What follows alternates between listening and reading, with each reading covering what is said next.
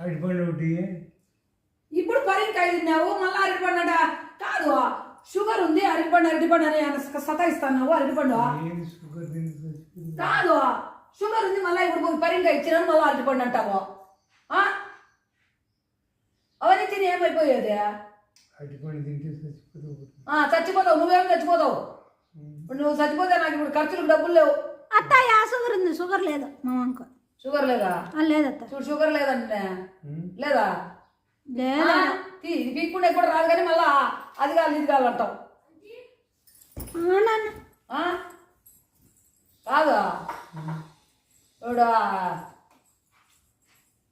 కాదు అరటిపండ్లు తింటే ఏమైపోయేదని? ఏందా ఏమైపోతావు?